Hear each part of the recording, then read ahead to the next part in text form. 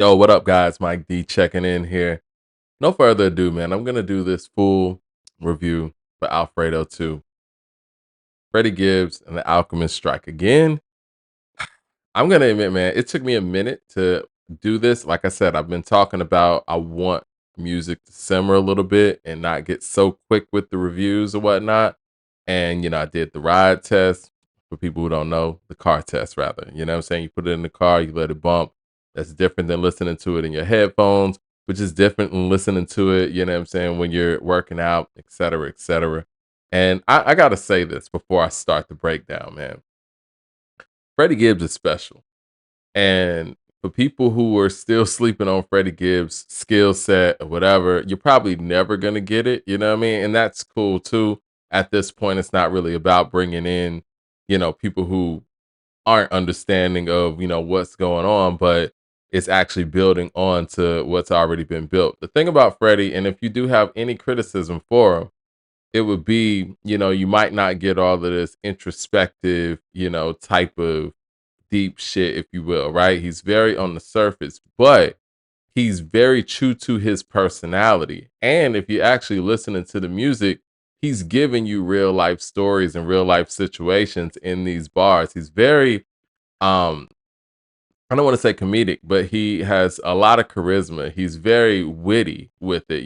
He's kind of a mixture of like on some gangster shit. Then he could be witty. Then he could be funny. Then he can, be serious once again. And he has like this versatile flow where he can just do anything on the track. And I think, and I'm going to talk about this when I talk about the album, I think that he makes a lot of Alchemist's production that some people might find mundane from time to time a little bit more exciting to listen to because he's dancing on these records, right? Like you don't know what type of style that Freddie is going to come with some of these beats. And I think for Alchemist as a producer, that keeps him guessing as well. And that allows him to go out there and be more versatile with his tracks and kind of feed Freddie pretty much anything because he knows he's going to catch it. It's kind of like a quarterback receiver type of, relationship where it's like, yo, I can throw this one like all the way to the top of the end zone because I know Freddie's going to find a way to catch it. You know what I mean? And that's what Alchemist does with his beats when it comes to Freddie. And again, clearly Freddie is inspired by what Alchemist does because he is a rapping ass nigga on this album. Now, I'm just going to be real. From end to end, I think this is the best rapping I've heard on an album this year. End to end, this is some of the best production I've heard as far as like a production job from end to end. And these guys seem to always come together with it. We need to start talking about them, not even start talking about them. We need to start mentioning them in the best producer MC combinations, period. I mean, that's just what it is. We got Alfredo 1 and we got Alfredo 2. And like Freddie said, man, they pretty much working on part 3, or this is part 3, whatever he said, something to that magnitude. They got a lot of records together and they've made some dope albums together. And no further ado, man, I want to start this off, man. And you guys let me know what y'all thinking. And for the people who don't know, this is how we doing this, man. I'm gonna go track for track. We're gonna go song for song, and I'm gonna rate them on a scale from 1 to 10. Again, it was really difficult with this album because this album's really good. And I want to make sure that I'm rating everything fairly. But let me know in the comment section what you guys think.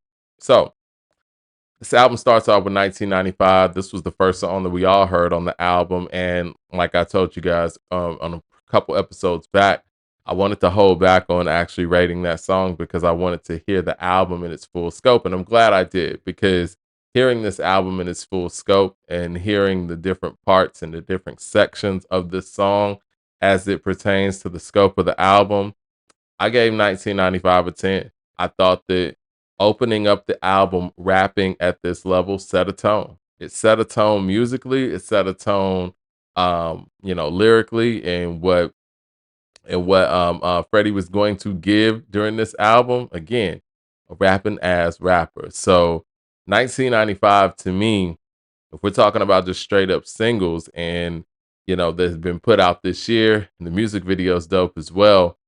I think it's one of the better songs to come out, and I think that it was a great choice to put that record out.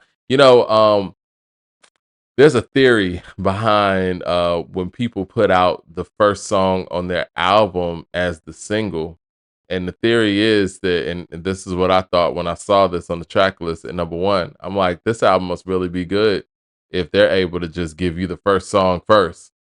They weren't even digging into the album. It wasn't about setting this song up or anything. It's like, look, no, this is the tone, and this is what we set in 1995 is indicative of what you're going to hear on this album. The style changes, the flow changes, the production changes. It gives you that introduction to this album. And for that reason, I had to give this song a 10. I listened to it over and over and I was like, nah, I can't not give this one a 10. Great opener. Great opener. Mar-a-Lago. Mar-a-Lago, I struggled with this one because the bass line is so dope.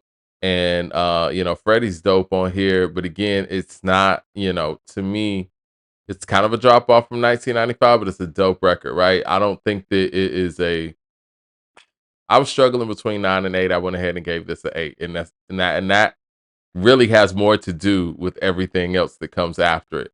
I think for it to be the second song on the album, Alchemist is the highlight of this song. And that doesn't happen a lot on this album because Freddie is rapping his ass off on this album.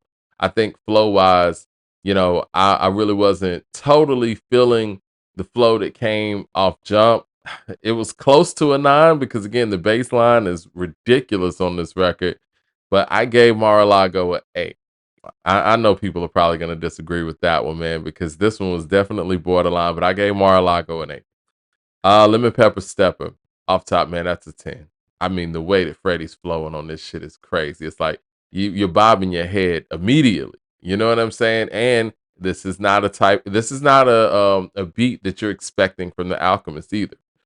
This record is, again, it just shows you how elite Freddie has become as an MC. And again, I know that sometimes we get and I'm gonna get to this when we get to Gold Feet.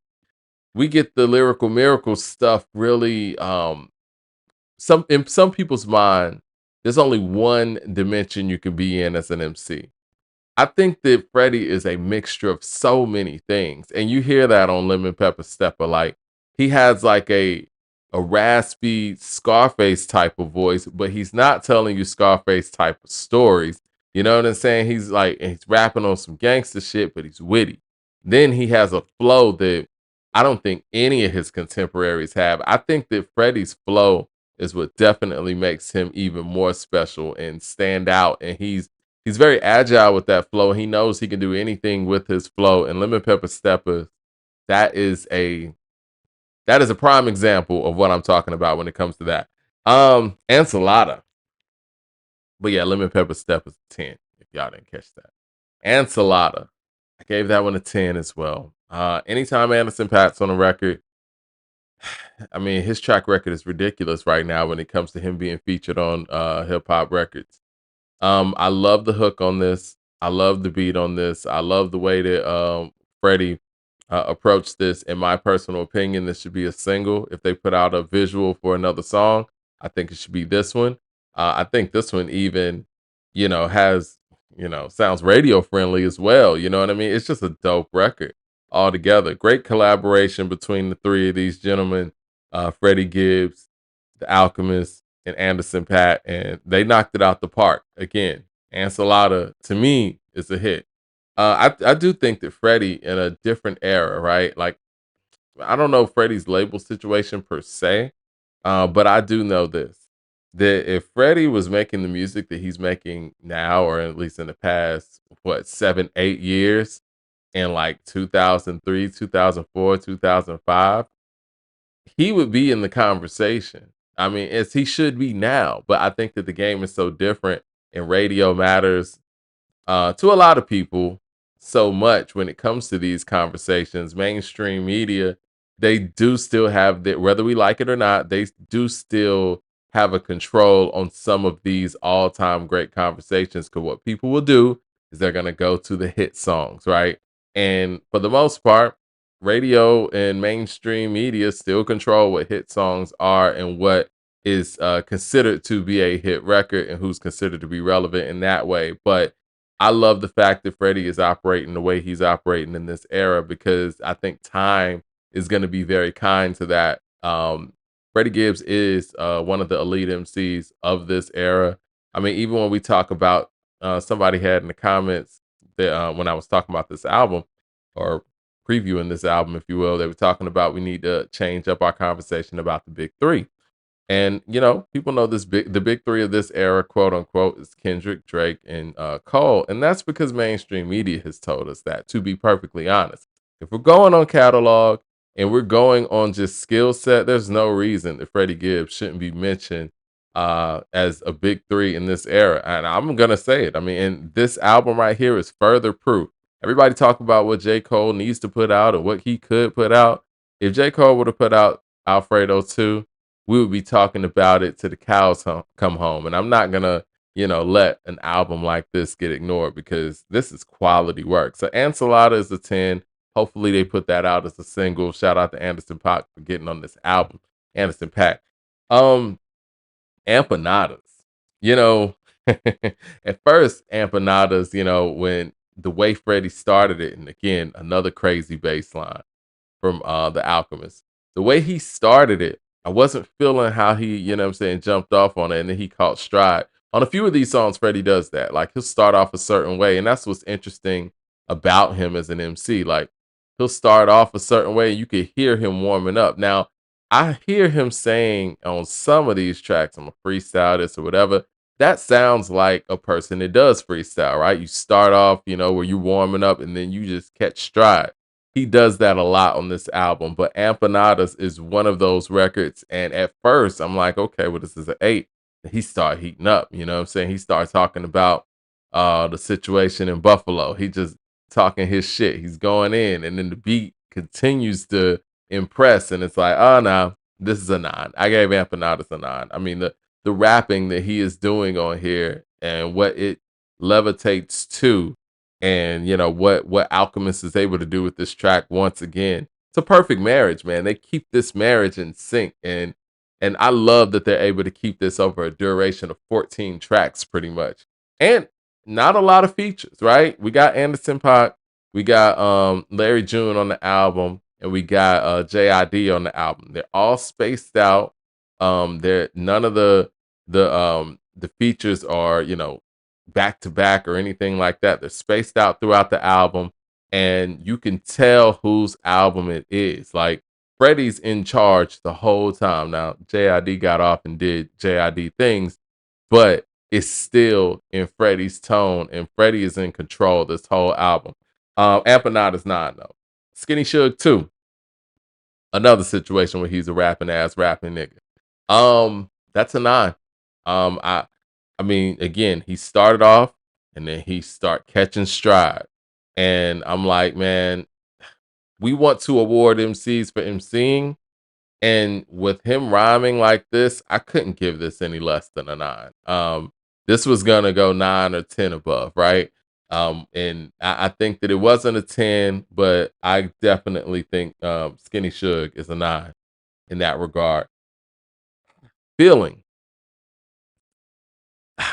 Ding, ding, ding. All right, feeling is going to be that's gonna be my repeat pick on here. Rewind pick, if you will. This is the record that I heard and I was like, oh, I gotta hear this again. I gotta hear this again. This is the rewind pick, the repeat pick, if you will. Feeling. Once again, man, this nigga's flow is crazy. And then the hook came with it this time. I was gonna hum the hook, but I don't want any copyright issues. Larry June came in on this thing. Again, this is Freddie doing his Midwest thing. Like you could hear his influences from all over the place. Like really, Freddie is so dope that if you just heard Freddie off jump, you couldn't tell where Freddie is. Or not where Freddie is. What I'm talking about. Where Freddie is from. You can't tell. You can't tell where Freddie's from if you're just listening to him. Like if you just press play, you have no idea. Like he has influences from all over the place, but this record is his Midwest influence, and he's coming with the flow. He's coming with some, almost some Bone Thugs and Harmony type of hook vibes going. And this record is just airy. And again, Y'all know what Larry June brings to the table when him and Alchemist get together. And it's almost like they kind of took a trip to Larry June's world and they made it work. And it's a perfect 10 to me. So I'm giving Feeling a 10. I still love her. The next track, I still love her. I was struggling with this one too because at first I'm like, it's another 8 or an 8, not another 8 because there's not a lot of 8s here. And then it kept building, and Freddie kept rhyming, and then the beat, the beat's a loop, and it's very different than the rest of the production on this album. Not just and a lot of the album, a lot of the production on the album, excuse me, has a lot of versatility to it, which is really dope. And um I think Alchemist really tapped in on this one as far as that goes. But this one just has a different tone. It has a brightness to it in a way where everything else on this album is dark. So it kind of sticks out like a sore thumb. And when you're sticking out like that, it's like, okay, well, you better show up. After a while, that loop is that loop, but Freddie keeps you because the way he's rhyming and what he's talking about and how he's able to bring the story together and how he's able to talk about how he still loves the game. You know what I mean? And I was like, well, I got to give this one a 9. I mean, because I looked at this song as if I heard this isolated, outside of all these other records that we're hearing right here, I'm like, what would I think of this record if I just heard this record first? Because they could have easily put out any of these records first. I would have been like, you know what, this is a 9. And so I looked at it in that way and I gave it a 9. Shangri-La. What? No, Shangri-La. Shangri-La. Shangri-La. Yeah. All right. I gave that one a 9. Again, dope shit. And the bass line, Freddie approaches it, the way that he's coming with the bars. Once again, like he is rapping on this album. If you like rapping, you're gonna love this album. And they did it again here. I gave that one a 9. I gave that one a 9. Gas Station Sushi. At first, I gave Gas Station Sushi a 9, and then I gave that a 10 because, again, production, vibe, and he keeps going. This is another one of those situations where Freddie starts off, and then you could tell he's picking up steam. He's continuing to go. And it's almost like he's storytelling, but he's rhyming. He's punchlining. He's punching here and there. And he's giving you real stories interwoven between the punchlines and the wittiness and the things that he like.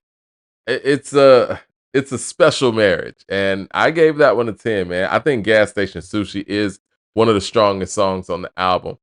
Lavish Habits, I gave that one an 8. I felt like that was a slight drop off, even though it did have the catchy punchlines where, he's talking about academic and talking about Gunna. I just think the song as a whole doesn't hold up to the rest of the records on this album in that way. So I gave that one an 8. But again, Freddie, that's that's what makes him special too. He can still give you memorable moments on a record that might not be memorable because he's able to be so witty and bring up current events, current situations, current people, and bring all those things right back around. But again, still a relevant record. And I'm sure people in the comments are going to be like, nah, that's not an 8, that's a 9. I gave Lavish Habits an 8. I think the production on there kind of doesn't hold up the level of intensity that the other ones do. Again, Freddie's always so consistent and so versatile in his approach. The ones that have lower scores here is mainly because the production either didn't hold up to the rest of the production on the album or it's just not, it's not anything that's just, spellbounding, right? Not many lazy moments here from the Alchemist. The Alchemist did his thing and really I think that he should get consideration for, best produced album as well. But we'll talk about that in a second. Gold Feet. Man. Well, them reaching out to JID for a feature I thought was amazing. Those are two worlds that you never really thought that you were going to hear collide. Freddie Gibbs and JID. It's always great to hear, somebody like a JID over a great producer like The Alchemist's track, that's something you want to hear anyway. Freddie starts this thing off and he's playing around with the flow too. He's really fucking around with JID's flow and he's doing it greatly. You know what I mean? And then here comes JID. Listen, man. And I hate to bring Eminem into this conversation, but a lot of the things that many people credit Eminem for doing great, JID does to me in 2025 even better, more fluid. You know, it doesn't sound. It sounds very easy for him. You know what I mean? Like you could tell that this is just flowing, and he's connecting these things. I think his wordplay is better, and I think that and again, I'm not trying to bring in Eminem conversation, but I will say this: if people hold Eminem high for syllables and flows, stanzas, and things and the technical things that he does well, people need to be holding JID extremely high as well because on the technical level, man, it don't get no better than what he did on this album from a technical standpoint.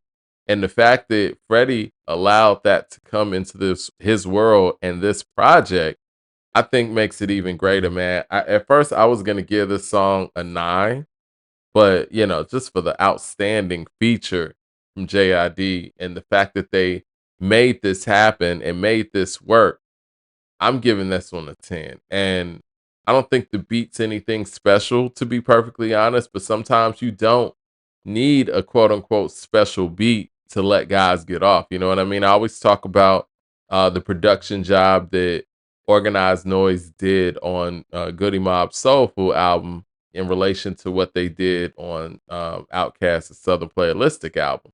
Southern Playalistic is grandiose when it comes to production. And to me, it was the MVP of Southern Playalistic, respectfully.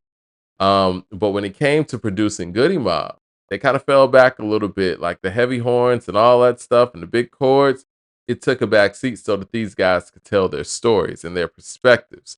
And I think that that is just as important as when you overpower when you're talking about taking over as a producer. So I do think that it was a conscious decision for Alchemist to say, no, I want the rhymes to be heard, and this beat's going to be a little bit more of something that they could just go to, and they are the highlight here. So yes, I'm giving Gold Feet a 10. Jean Claude, this was my skip pick, to be honest. I gave Jean Claude an 8, and again, I don't think there's anything on this album that is a 7, to be honest. And to say that an 8 gets skipped just shows you how strong this project is. Jean Claude's cool, but I think that the album could have, went without it. But as crazy as that is to say, it's not a bad song at all. And it's not even a 7. I couldn't even justifiably give it a 7, and it would be the song that I would skip on the album. And I think that this album could have definitely went from Gold Feet to the outro and been fine. But yeah, Jean Claude gave it an 8. A Thousand Mountains, the outro here, I gave that one a 9. I think they closed this album out strong. I do think that it you could have closed with a 10, if you will, but I think that the way that they closed it out, it made sense in the scope of the album. And if anything, there's nothing else on here that I would have closed the album out with. So based on the 14 songs that we have here, I think A Thousand Mountains is the best one to close it out. And he's talking on there like it's an outro, man, talking about, what I'm saying, he should go up in the mountains and play the flute like 3,000, and that's something to really walk away from. And listen, man, off top, when I'm looking at the numbers on this album, let's do a whole total here. So we got 1995, 10. We got Mar-a-Lago, 8. Got Lemon Pepper Stepper, 10. Got Ensalada, 10. Empanada, 9. Skinny Sugar 2, 9. Feeling, 10. I Still Love Her, 9. Shangri-La, probably saying that wrong, 9. Gas Station Sushi, 10. Lavish Habits, 8. Gold Feet, 10. Jean Claude, 8. and 1,000 Mountains 9. That gives us an overall score of 9.2. This album's song average is 9.2. Now, again, I know that this doesn't tell the whole story. This doesn't speak about sequencing. This doesn't speak about, what fits, what doesn't, the order. I do think Mar-a-Lago shouldn't have been the second song. So if I was doing an overall album rating, I would have to consider some of these things that, this score doesn't quite tell. But let me say this. Even with all that being said, I said the album of the year so far was Let God Sort 'Em Out. I believe Alfredo2 is the album to beat in 2025. Let me say that right now. I think Alfredo2 is hip hop's best album of 2025 so far. I do think that there are areas that Let God Sort 'Em Out beats it out in, and that's more so in mainstream palatability, possible hit records and things of that nature. But if we're talking about an album from end to end with very little to no holes, end to end production and end to end rhyming abilities, and I do think that Let God Sort 'Em Out does have, of course, the record about their parents at the beginning. It gives you a little bit more depth and a little bit more balance and things that you're not going to get from a Freddie album. I still think with the rhyming that Freddie was doing and the versatility that Freddie was showing and the production versatility that the Alchemist showed on this album, I would slightly put Alfredo2 ahead of Let God Sort 'Em Out. Now, let me know what you guys think about this review. Let me know what you guys think about that statement. Do you think Alfredo2 is album of the year, or am I tripping? Hit like and subscribe. I want y'all to comment in the comment section of, let me know what y'all think, in the comment section about the ratings for each song and some of the standout moments in on the album for you as well. And I also want to know what your replay joint is and what your skip joint is also. But hit like and subscribe. Hopefully I don't change my stance on this, man, but I've been listening to this album over and over and over again just to make sure. But Freddie Gibbs and the Alchemist, man, you guys have dropped a special album with Alfredo2, and that usually doesn't happen with sequels. It's one of the best sequels we've had in the genre, and we also need to talk about where these two guys place as far as the MC and producer pairing. Hit like and subscribe, guys. Talk to you soon. All right.